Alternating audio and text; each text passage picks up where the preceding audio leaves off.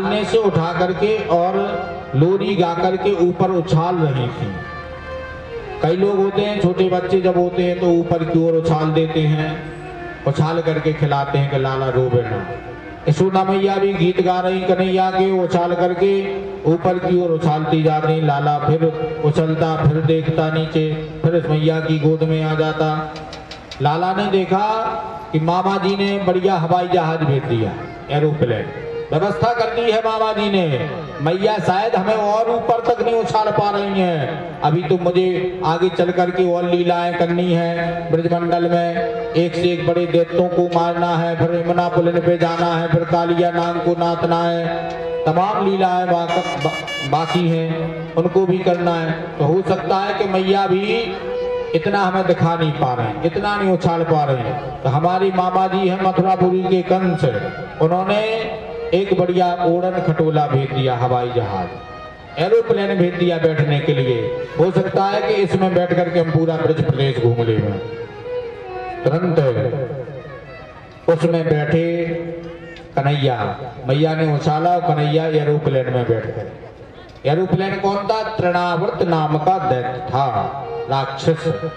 तृणावर्त नाम का दैत्य, जैसे आप लोगों ने देखा गर्मियों में कभी कभी वो भबूडा उठता है, इतना लंबा चौड़ा आएगा तो कोई कहो 3 टप्पर उड़ते चले जाएं, बड़े बड़े वो पहुंच जाएं, दूर जा करके गिर जाएं। ऐसे ही ये तृणावर्त नाम का दैत्य कंस ने मारने के लिए भेज दिया। जो भी दैत्य भेजते हैं तो वो लौट करके नहीं आते हैं, तृणावर्त को भेज दिया। तृणावर्त गया कन्हैया के पास में, कन्हैया को लेकर के चल देता है और उड़ जाता है आकाश में। जैसे ही वो उड़ने लगा, ज्यादा दूरी पर पूरा ब्रज प्रदेश घुमा दिया, मथुरापुरी की ओर लौटने लगा। सोई कन्हैया ने एक ऊपर से घमूका धर दियो तो तृणावर्त को भी उद्धार हो गयो। तृणावर्त वहीं पर धड़ाम से नीचे गिर जाता है और गोविंद छुटक करके फिर मैया के गोद में आ जाते हैं। मैया को लगा यहाँ बड़े बड़े दैत्य आते, हमारी ऊपर सारी आपत्ति आ गई है क्या? फिर लाला को झाड़ फूक कर करके शांत कर देती है मैया। ऐसे ही एक दिन की बात है, मैया गोपी ग्वालों के साथ में गीत गायन कर रही थी और लाला को लिटा दिया।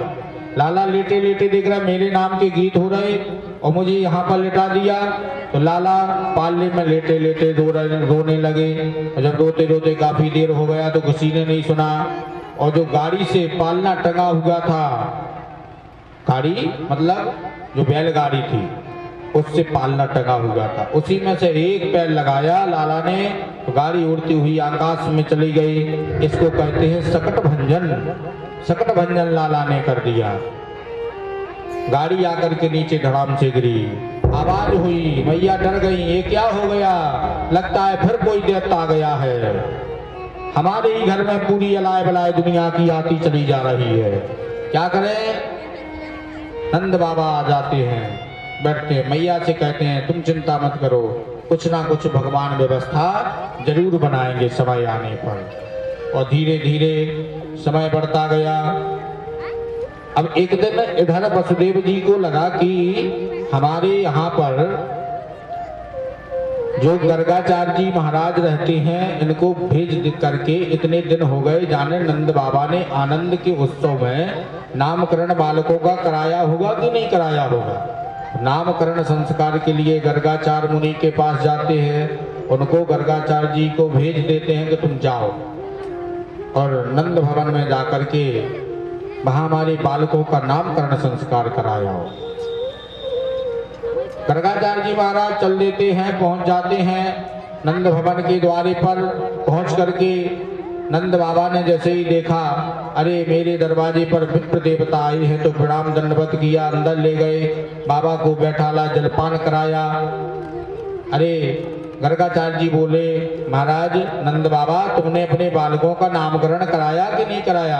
अरे बोले इतनी तो हम ध्यान ही भूल गए महाराज, तुमने ठीक ध्यान करा दिया, चलो नामकरण कर देते हैं तुम्हारे बालकों का। गर्गाचार्य जी महाराज ने बुलाया दोनों बालकों को, तो मैयाओं ने आपस में अदला बदली कर ली, कितना थोड़ी परीक्षा ले ली जाए पंडित जी की। विद्वान है कि ऐसे ही कोई पंडित झोला छाप पकड़ के ले आए? ऐसे पंडित बहुत फिरते रहते हैं झूलना छाप। तुरंत मैया उन्हें आपस में अदला बदली कर ली।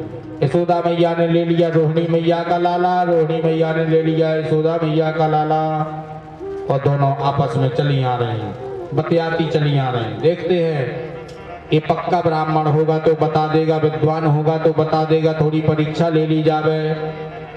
और जैसे ही कन्हैया लेटे हुए थे रोहिणी मैया की गोद में, यशोदा मैया की गोद में बलराम जी लेटे हुए थे, और दोनों मैया बैठ जाती हैं गर्गाचार्य जी के पास में। गर्गाचार्य जी महाराज से कहती हैं, बताओ महाराज हमारे इस बेटे का नाम क्या है। गर्गाचार्य जी महाराज कहते हैं, सुनो मैया, अयम ही रोहिणी